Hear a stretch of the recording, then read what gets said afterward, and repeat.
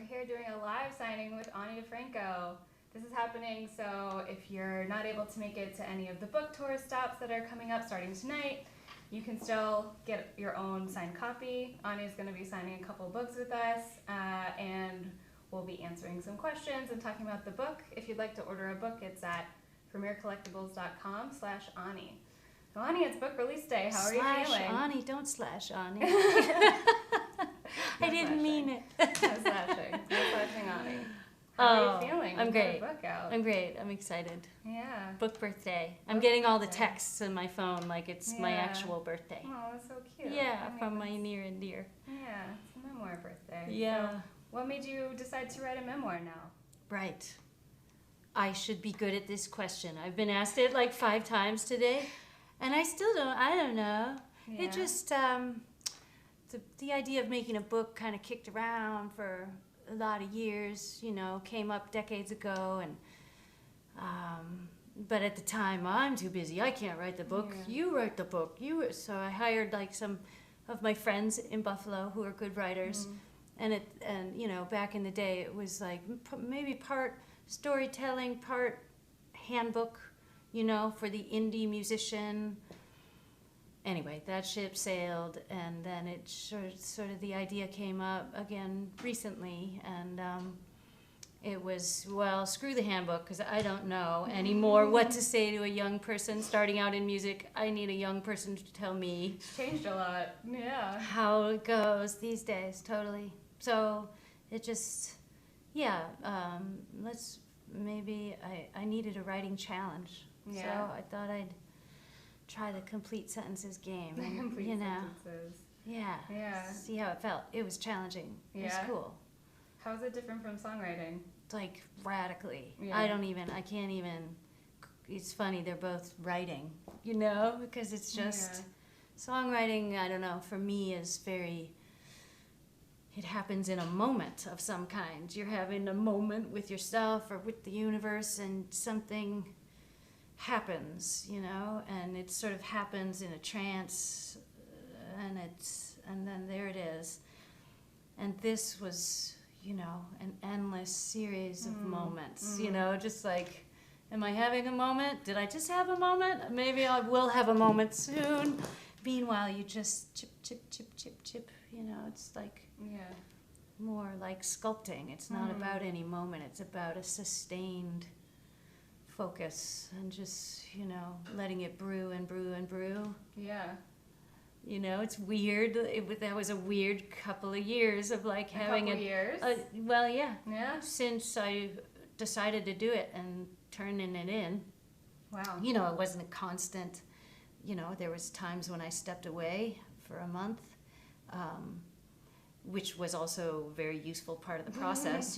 Just to get some perspective. Sure.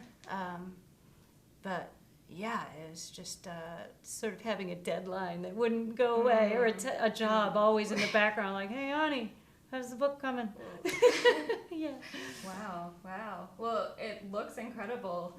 Look at this cover. It's so cool. Ooh la la. What's the story behind this photo? This is a pretty well-known photo to any Ani fans here. Yeah, right. That's the picture of me that turned into the logo for Righteous Babe.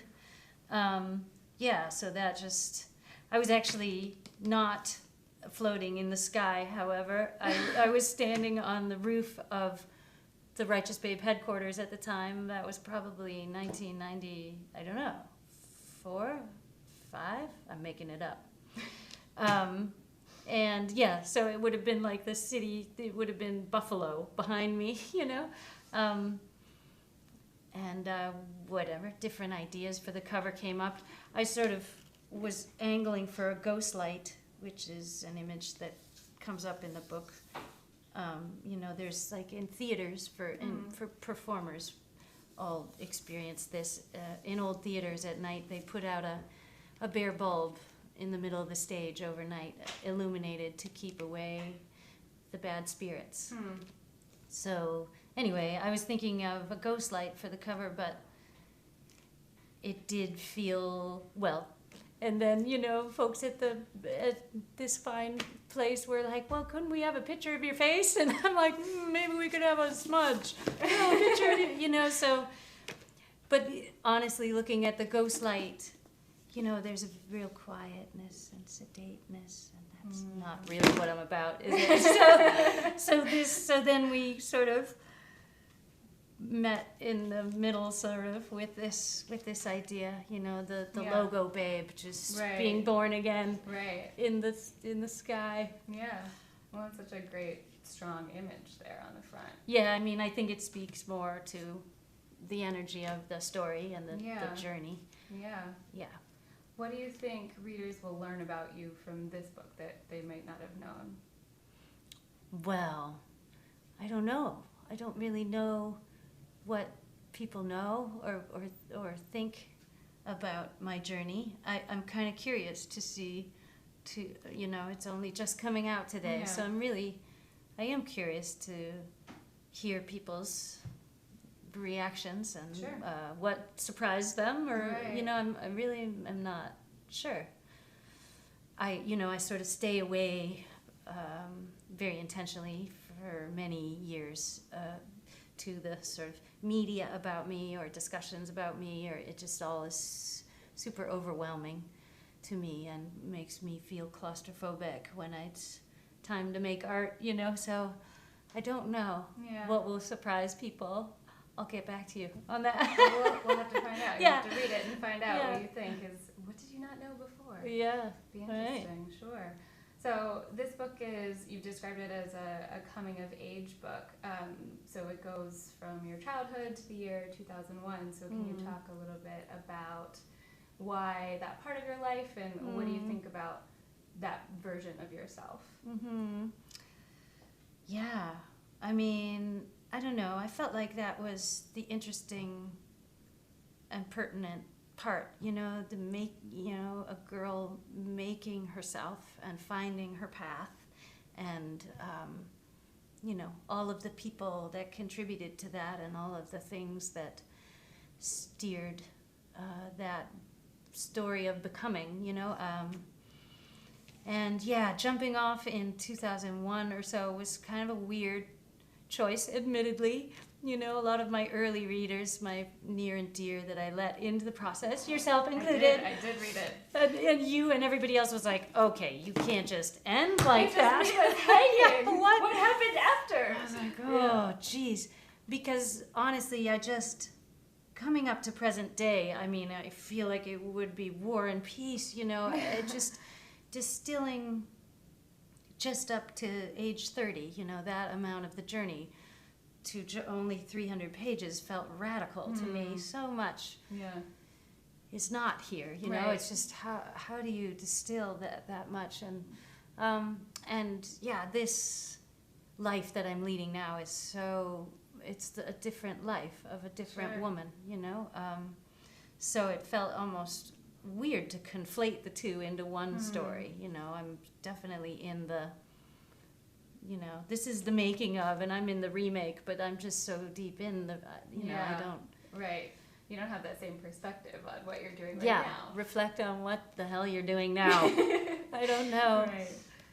So it just felt like that was enough. By age 30 I had sort of created and decomposed to a certain amount, typical of many people's journeys. Around that age, it's time to, face yourself and evolve or die, beyond whatever you were born with. I feel that I'm 30, so I feel that. Saturn's returning on you, babe. That's a whole thing.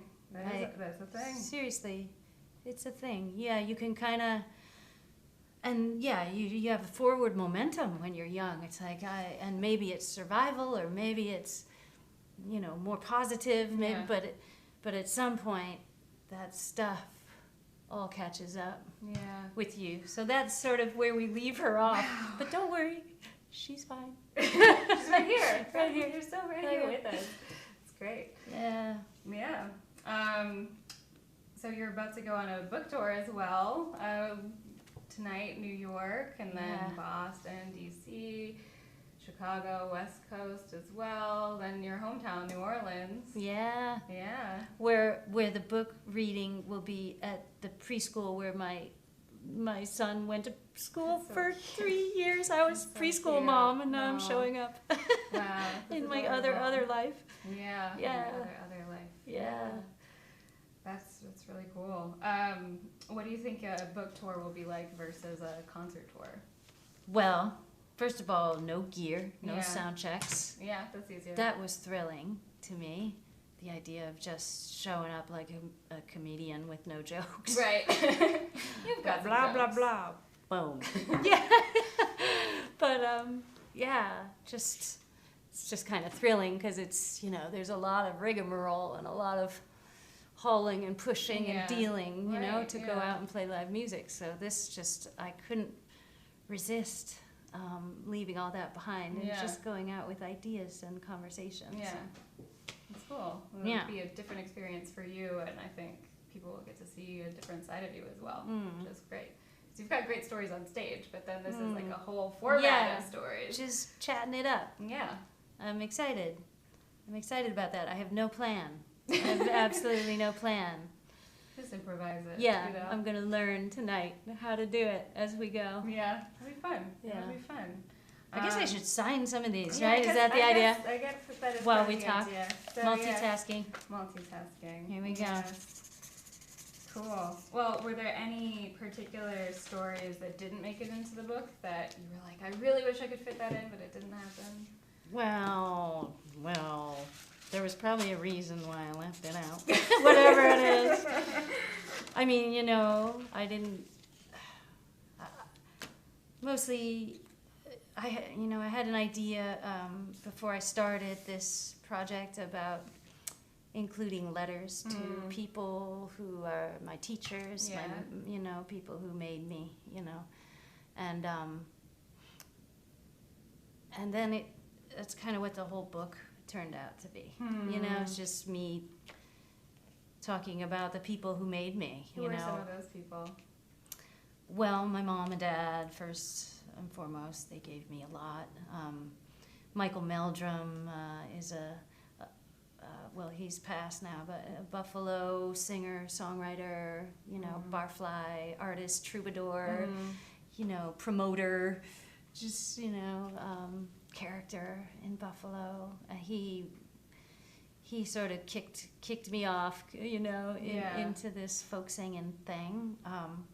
Then along came people in the folk music realm like Utah Phillips and Pete Seeger. Those two are big for me. And then as I began to branch out and Sekou Sandiata, a beautiful poet who was literally my teacher at the new school where the reading is tonight. Yeah, it'll be sweet to show up back there after all this time. And Maceo Parker, and who else do I talk about? Nora Guthrie and Alan Lomax, and I don't know, just people who I love and adore. And then I got all kind of stories that are, but I didn't want to dish or, expose anybody in their worst moments. Sure. And, just, so the stuff I left out is probably because, I'm just trying to put the good news out there, or reflect the good news that is out there. Yeah, there's a generous spirit from you. Although my friend Animal was like, there isn't a single blowjob in this book. Whatever. I came for the blowjob. Sorry. They're implied. Is there one thing or maybe a handful of things that you hope people will come away from the book with? Oh, well, I mean, just, I guess if anything, like, it's not rocket science. You just listen to your gut, to your inner voice, and believe in it even when all the voices around you are saying, no, you're wrong, I mean, I guess in essence that's sort of the message that maybe comes through my songs, if any, just you do you. You do it best. You have every right in the world to do it. Yeah. And, so, I hope that same spirit is in this book, because that's all I've ever done. I don't have the answers. I just have my own questions. Yeah. Yeah. I find that to be such a powerful message that it's not rocket science, that if you can do incredible things by just listening to your gut and being true to yourself, because then it's not, you don't have to think, oh, this person had some secret formula. Yeah. Because everybody's got that formula, if you can find it. Yeah. Yeah, maybe I hope that some people reading this book will be surprised, like, oh, she's not a superhero. I turned her into a superhero. She's a goofy chick stumbling through it all, but that's all. Yeah, but I mean, I love that takeaway. Yeah. Yeah, because that's, if you don't need some like radioactive spider to bite you to do something great with your life. Yeah. Then That part, I left that part out actually. The radioactive spider. No. Yeah. Yeah. Fair enough. Maybe a little salacious there. I've got some questions from some fans here. Oh, really? So I'll start with this one from Ashley in Gibson City, Illinois. Ashley wants to know, did any book inspire or influence yours? Oh, yeah. Yeah, I read a bunch of memoirs when I was making this thing, and I discovered I love memoirs. I loved every single one. I loved every single person whose story I read. And let me, pulling names is hard for me. Assata Shakur, who's Tupac's mother, and an incredible activist who was turned into public enemy #1. And I read Springsteen's memoir. That was epic, and I thought really well done. I read, so many. Amanda Palmer's book, The Art of Asking. One book, I would say the book that fed me the most and helped me literally with my project was a book by Dr. Willie Parker. Oh, yeah. Called Life's Work. Did you check that book out? No, but you've talked about it a lot. Yeah. I just love Dr. Parker so much, and I guess it's not technically a memoir, or is it? I don't know that it matters, but he grew up African American in Mississippi, deep South, Mississippi, poor, underprivileged, but brilliant.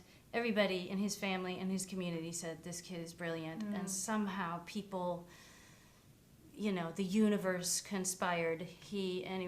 Long story short, he becomes a doctor. He goes through medical school. He becomes a doctor.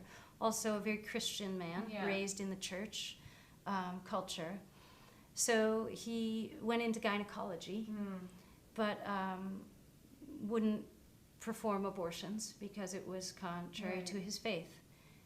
And then his journey of evolution continued, and now he provides abortions in Mississippi and Alabama, which are so underserved, where it's sort of de facto illegal because access is so non-existent.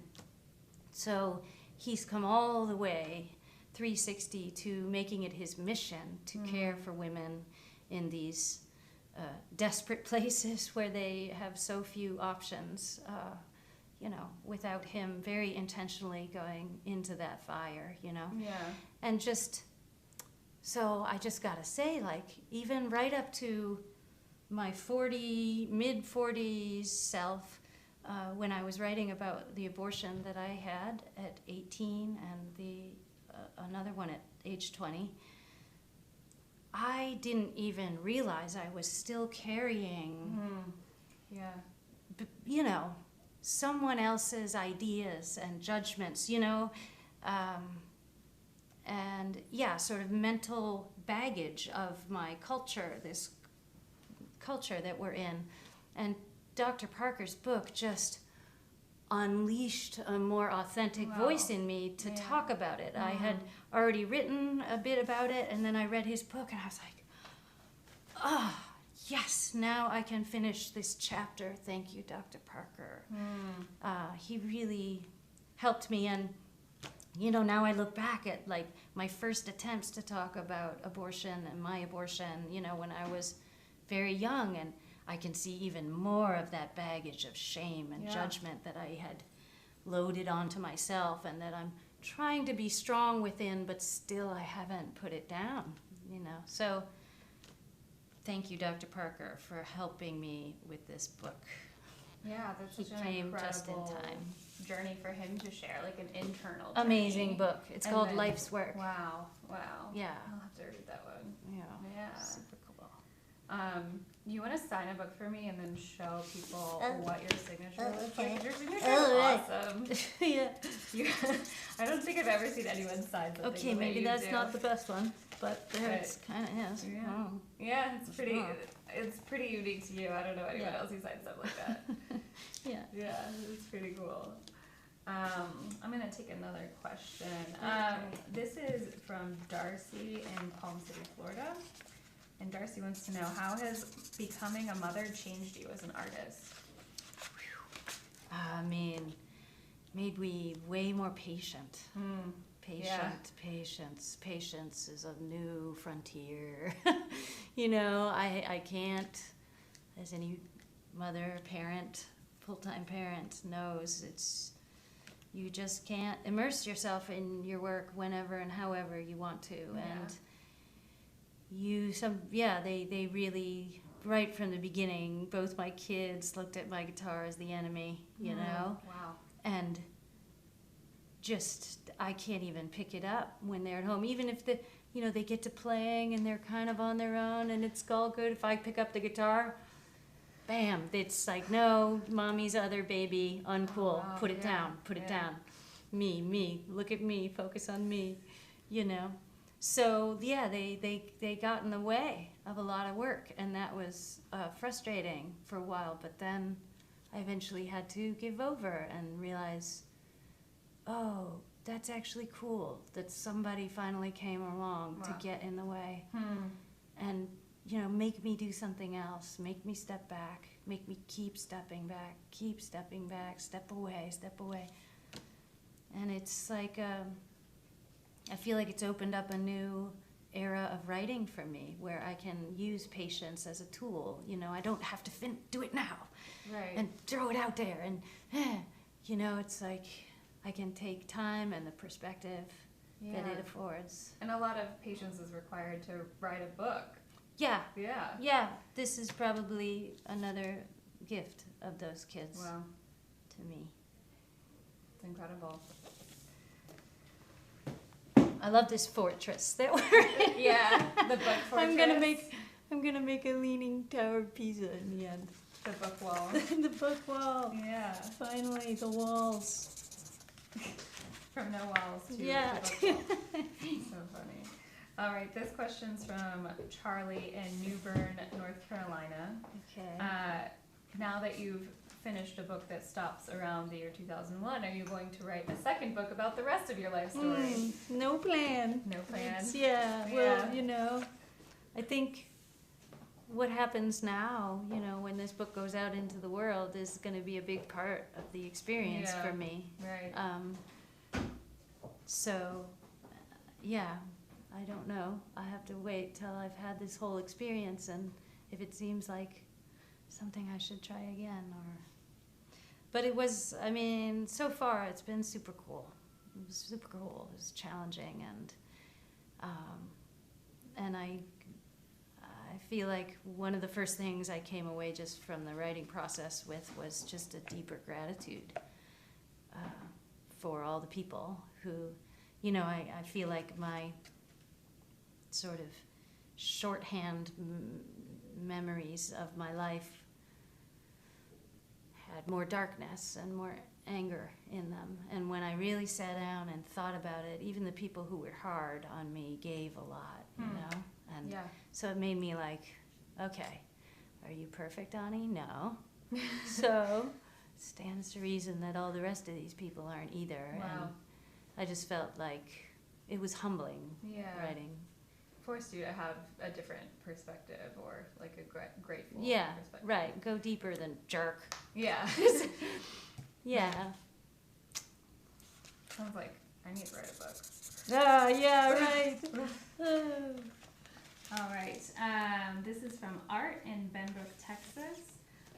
What advice would you give us for maintaining our spirits in the current regressive and divisive political climate?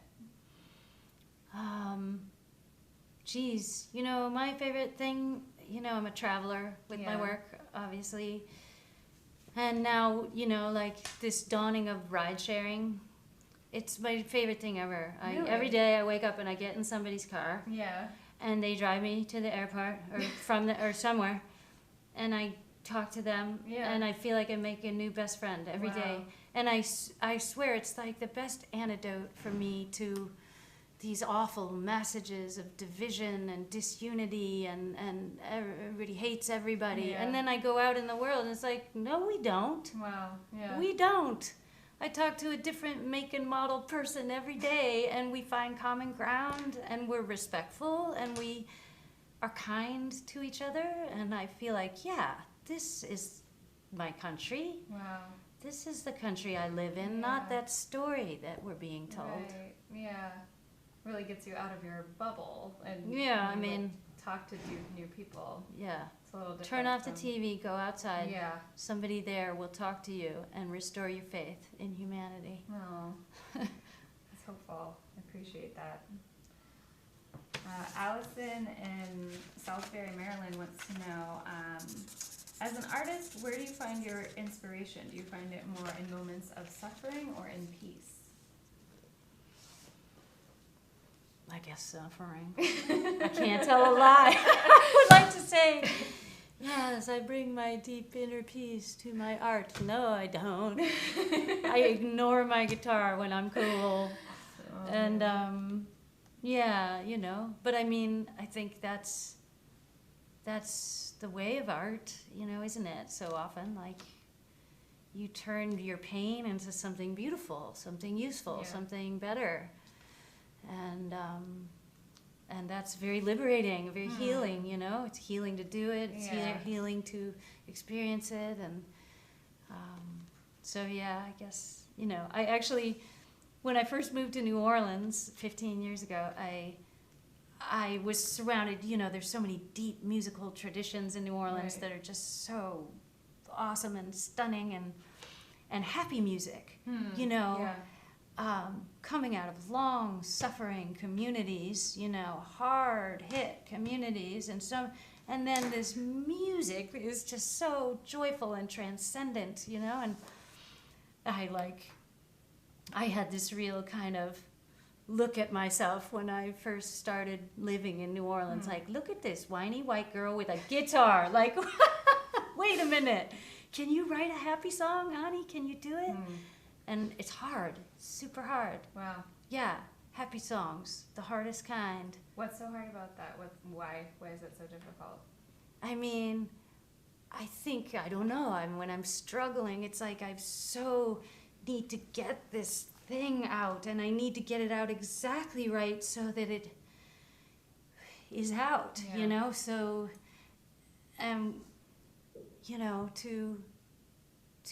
to craft something out of happiness, to just bring the simple pleasures, just kissed my baby, or to hit an expression like that when you'd rather just keep kissing your baby, or what, it's just, I think, without desperation, there's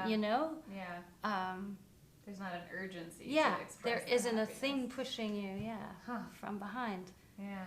But that's, boy, I think that's where the real genius comes in, those people who can express those real simple, maybe easy moments too. It's like, that's craft. Wow. Yeah. Well, hopefully, if you're not writing a song in that moment, you just get to keep kissing the baby. Yeah. Yeah.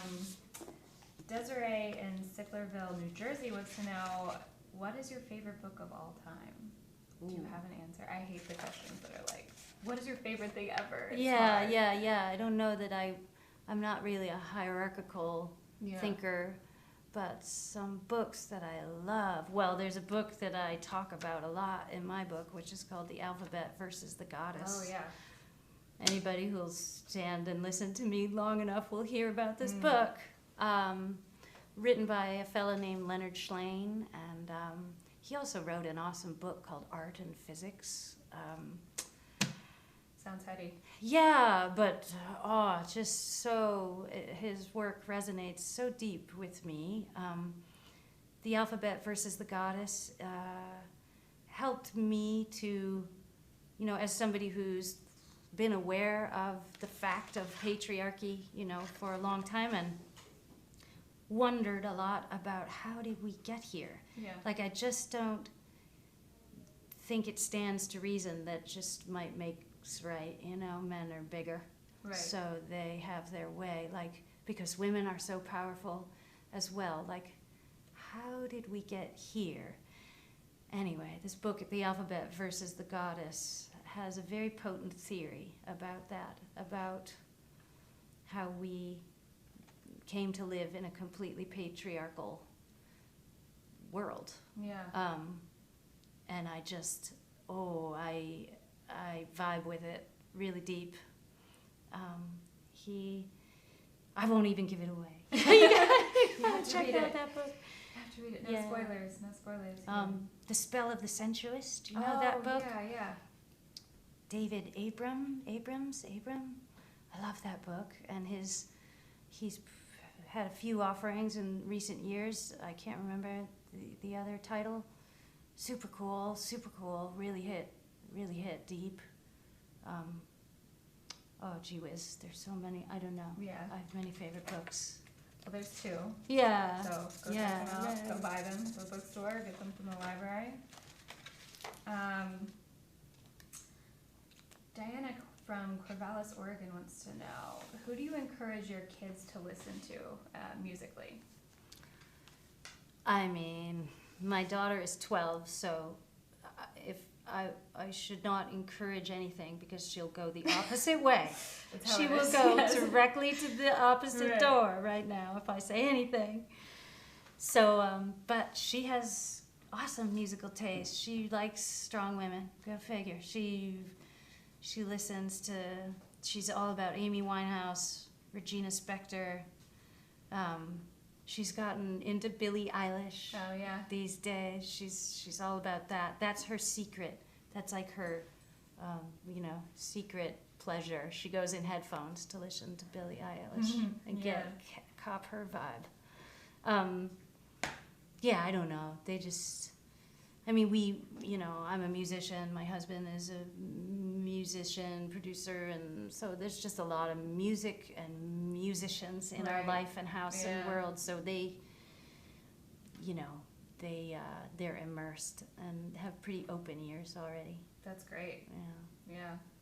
I had terrible taste when I was a kid, Yeah. so it's exciting for me when kids have great taste. Yeah, well, that's cool too. Yeah. Discover it on your own. Right. Pulling up another question here. Dana in East Hampton, Massachusetts wants to know, do you have any advice for sticking with long-term personal creative projects like a first book when it seems impossible or pointless at first? Maybe company? Letting somebody else in. I don't think I would have written this book on my own, all by myself, without anybody caring or knowing and how's it going. And, Right. Of course, the Viking team, deadlines, but also, I think, the journey started with the book agent that I met that introduced me to my publisher, and I think her just looking in my eye and saying, you can write this book. It was like, that was the moment I decided, Right. somebody else had to reflect to me you can do this. Yeah. And then I started, and then I Yeah. needed other people along the way to go, you are doing this. Yeah. Keep doing this. You know? Like that encouragement and accountability, but also just Yeah. support and belief in you. Yeah. I think, yeah. Yep. I mean, everybody's different, so maybe that's not her solution, but it helped me. Yeah. That's cool. So you weren't writing in a vacuum. Yeah. Yes. Yeah.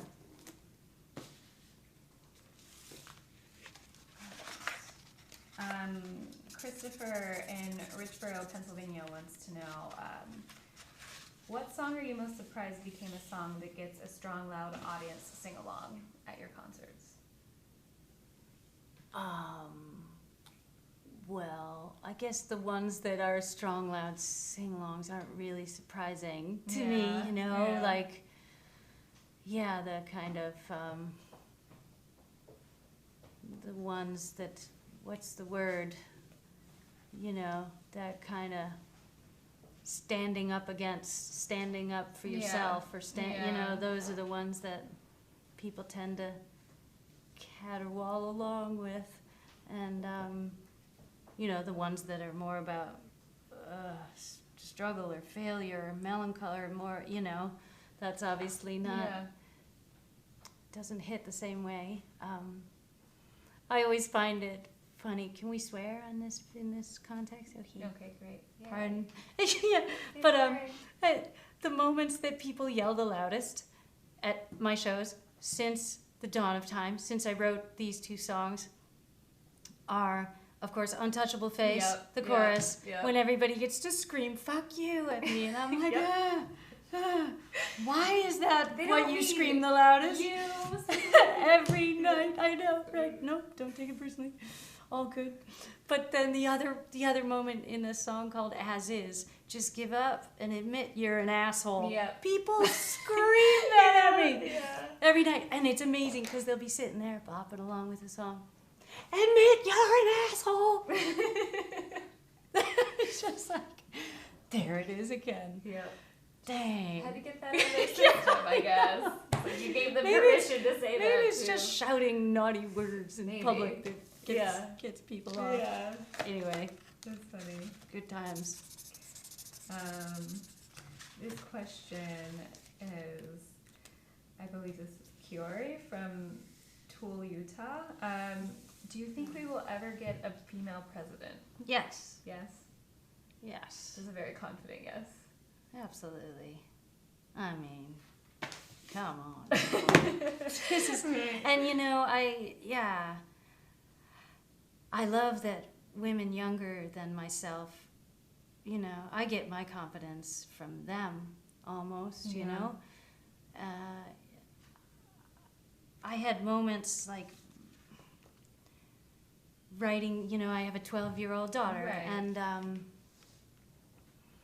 sometimes when I was describing my experience of my society and the constraints of patriarchy, like for instance, knowing I can never be Bob Dylan, I cannot be the voice of a generation, Yeah. because henceforth the deciders of who is a voice of a generation are white men, so who is going to speak to them and be their voice, and so as long, you know, these sort of inherent biases that we are still trying to come to terms with in our society.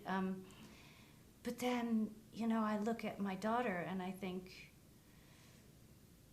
this is not necessarily true for her in the same way. And I want, in many ways, to just shut up and let her tell me what the parameters are. Because maybe, you know, and Katie, my pal, who's road managing me now, she's 10 years younger than me, and she's like, oh, chick could absolutely be president. I mean, we haven't had one yet, but it's... Yeah, doesn't mean it can't happen. Yeah. Or it won't happen. Even the weight of, can this happen? Even there's no glass ceiling. That's the sky. That's, you know, it's like, right.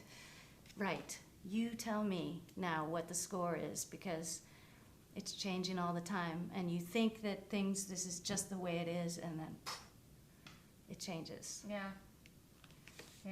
I love the Gen Z kids. They're so inspiring and, you know, so active. They give me hope all the time. Yeah, and awake, man. I mean, not buying into all those old systems of who's on top of who. It's like those kids, like all the kids in my daughter's, you know, middle school, they know what's up. Yeah. They know what's up. Yeah. They're really rad. Yeah. Amanda from Hawaii wants to know, what would you say to someone who is 19 in 2019 and has similar dreams as you? Or what would you say to the former version of yourself when you were 19?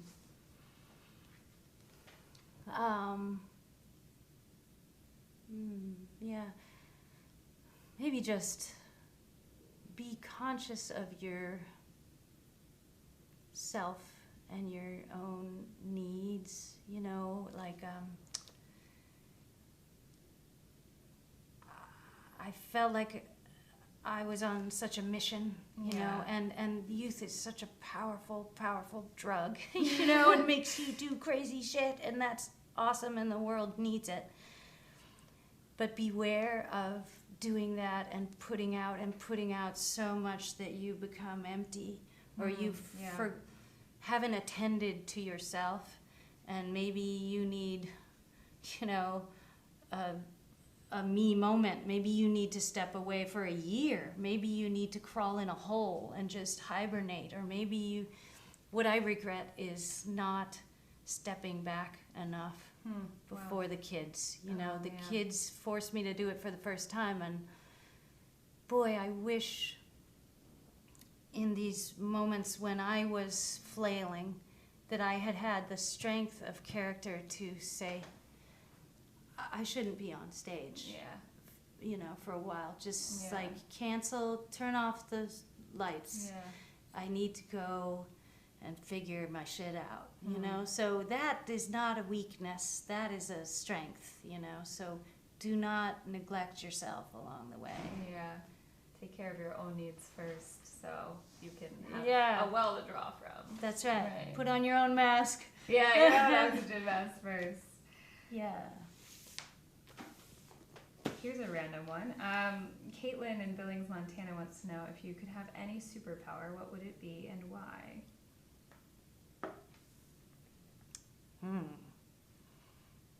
Wow, that's funny, because at first I was thinking, you know, mind reading, seeing inside people, and then I was like, no, I mean, that's what you do anyway. That's a lot. That's a lot, you know. If I could have any superpower, it would be to put a wall over my face, which is, I feel like, such an open book, you know. Pardon the pun. And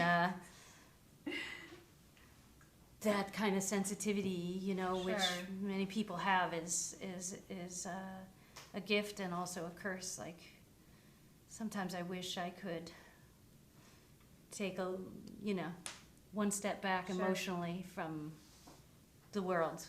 Yeah. The superpower is, having a mask. I can press a button. You can turn that on and off when I'm you good. want it. I'm safe in here. Yeah. You can take a break when you need a break. Yeah. Yeah. That's a really weird superpower. No, you're great.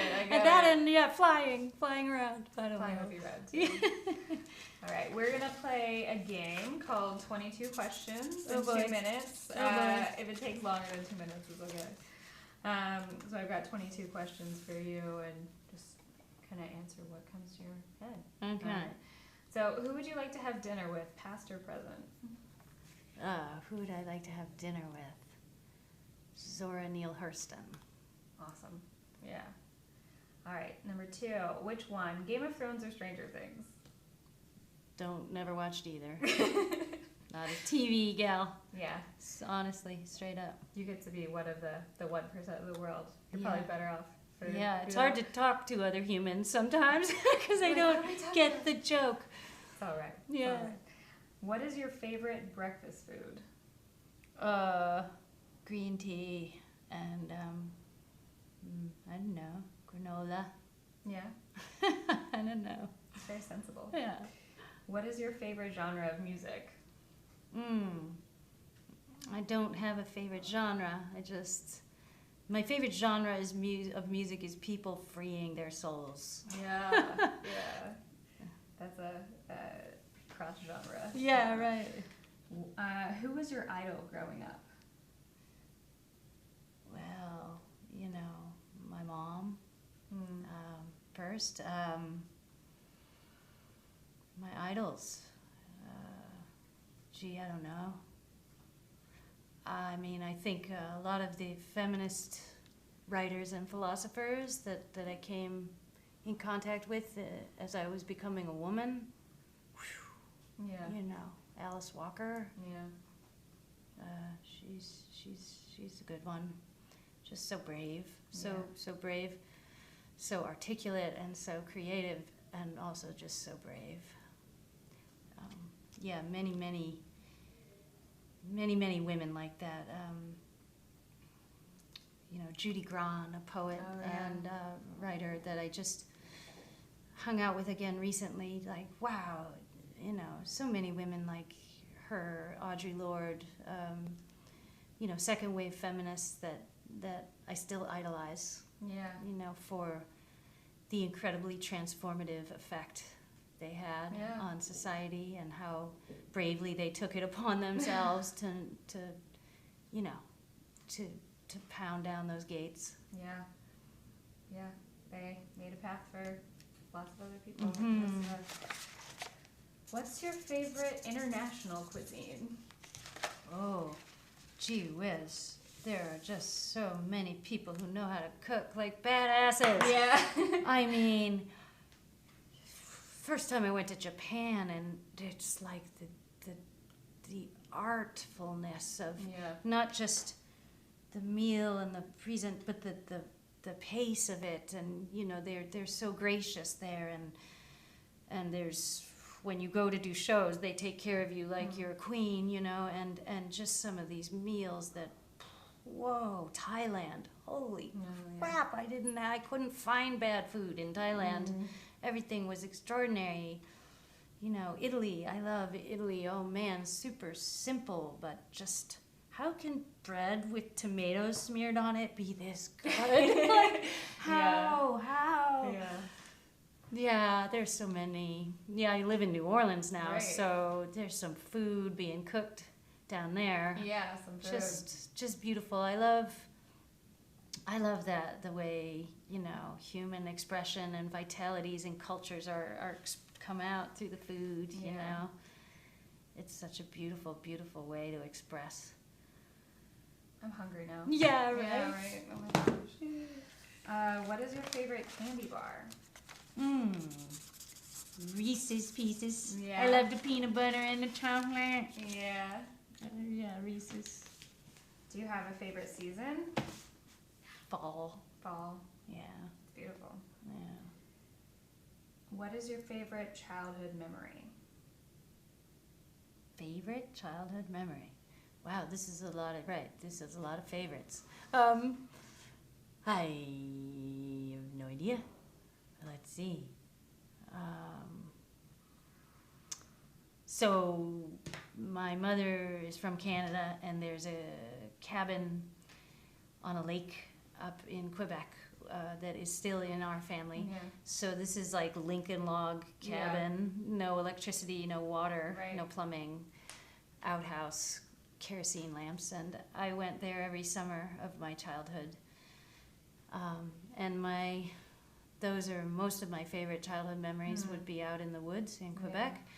But there was one night, so we had cats. We had 2 cats in my family, and you know, the rafters in the cabin are exposed. It's just a wood, you know.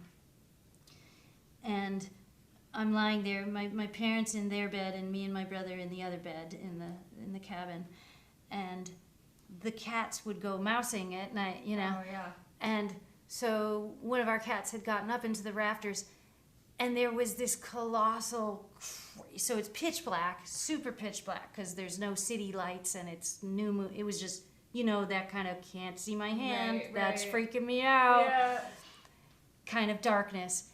Crash, crash, crash, like boards and shit falling out of the rafters, and the cat had pounced, and then all of us wide awake in the blackness, and then crunch, crunch, crunch, like the skull of a tiny animal being consumed by a kitty cat.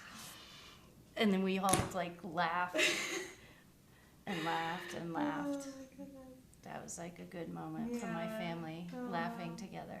Laughing at the sound of Grossness, yeah, happening in the dark. Did you ever have an imaginary friend? Well, are guitars imaginary? I suppose they don't I think, talk yeah. unless you make them talk to you. Yeah, they do. Yeah. Yeah.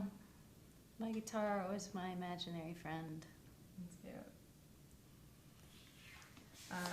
Do you have a favorite animal? Cats. I love cats. I relate to the cats. Cats are great. I Yeah. have one too. What is your go-to workout? Workout. Jump around like a monkey, play guitar, caterwaul. That is my workout. I have to, now that I haven't been playing a lot of shows, I have to think of a new one. Yeah. Like Right. New way ride to a get bike or moving yeah. Yeah. I always got my workout by default in my job. Lucky that way, Yeah. you know. So Yeah, that's helpful. yeah. All right. Should we keep going? All right. Great. What time? Oh, sorry. What do you never leave home without?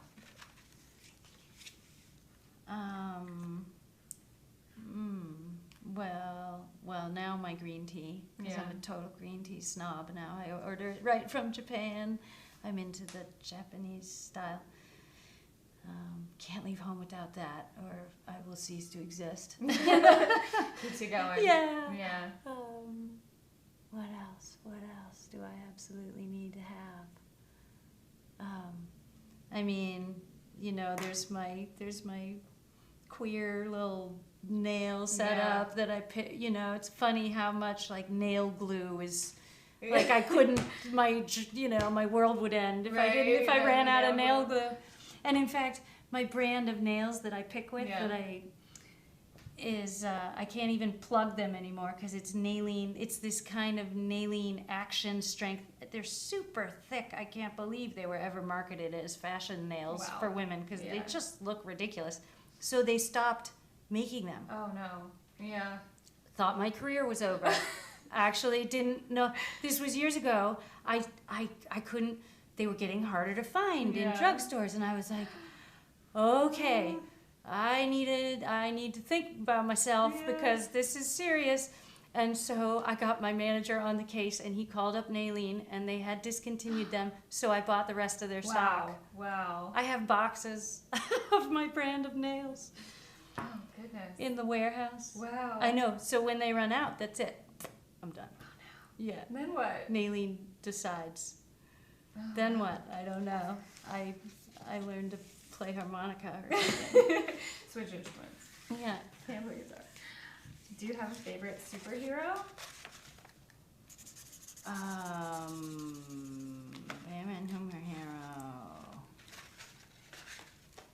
Thinking of superheroes. Shucks. I guess I need my 6-year-old here to help me out with this one. Name a few superheroes. He's like, Mom. I mean, I guess of the. I know I'm like forgetting whoever my favorite, but I always like Spider-Man of the trad. Yeah. He's still the coolest. I mean, all the old school. Yeah. Yeah. Good one. Yeah. Good one. And the new school version of Spider-Man is even cooler. Yeah. Awesome. What is your favorite time of day? Favorite time of day? I mean, dawn, Yeah. I guess, you know. I used to see it from the backside all the time. Now I see it from the other direction. Yeah. Yeah. So peaceful. Yeah. Have you ever ridden in a hot air balloon? Yep. Yeah? What was that like? In Albuquerque. Yeah, it was fun. Yeah. It was super cool. Flying right over the trees and having all the animals like, ugh. What is that? Yeah, monster. And yeah, it was super fun to be like a bird. You know, it's so quiet. Yeah. And you you're just right over the trees, like birds, you know, not way up like in a plane. And the dude actually had us dip down and sort of touch a river. This was in Albuquerque where they do a lot of hot air ballooning. Yeah. Wow. It was fun to be like a bird for a minute. Yeah. Realize that dream of flying. Yeah. That's great. What is your favorite board game? Favorite board game? I love Scrabble. Oh, yeah. I love Scrabble. Set. Oh, that's not a board game. That's a card game. Board game. I don't know. Scrabble's a good answer. Yeah, okay. We're sticking with Scrabble. Let's stick with Scrabble. What are your favorite pizza toppings? Anchovies, black olives, green olives, any kind of olives. Yeah. Onions, mushrooms. Yeah. Yeah. Sounds great. Tangy, fishy. I want flavor. Mm. And my kids both love anchovies too. Oh, wow. Thank you very much. Wow. They're much better eaters than I used to be. Wow. Well, they grew up in New Orleans, so That's true. they're not afraid of a fishy smell. Yeah. Yeah. That's awesome. That's great. Do you have a favorite teacher? Favorite teacher? Well, Sekou. Yeah. Yeah, Sekou. Let me just talk about Sekou. He's this poet that I met at the New School. I took a creative writing class from him, and then I was just so struck by him. I took whatever he taught. My academic college career consisted of following Sekou around. Yeah. And he's a beautiful writer, and we released a couple of records of his poetry and music on Righteous Babe before he died. Completely different tone. Do you like movie popcorn with or without butter? Without. Really? Yeah. Yeah? Yeah. This is less messy that way. Yeah, right. Who is your favorite author? I mean, just so many. I feel like I would do injustice to so many by even narrowing it down. There's been books that have really carried me through different times, you know. Let me think of another. I mean, I also love novels, you know. I tend to pick out these nonfiction books that brought concepts into my life and ideas you know. But man, a good story. Who am I trying to think of? You know, Barbara Kingsolver. I loved all of her stories, and Amy Tan, and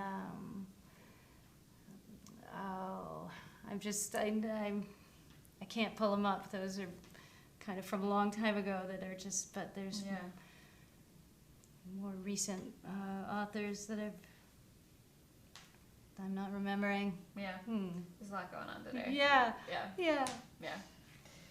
All right, last question from this set. Who has impacted you the most? Yeah, just simple question to answer. You, Jana. Oh, me? Yeah. Me? I have the honor of that. Wow. Right now. Amazing. This conversation has been like the most impactful thing of your life. You've been there for me for how many years have we been working together now? Is it like 3 years? 3. Yeah. I mean, we were kind of working with Righteous Babe before that, but yeah. Yeah. Reveal.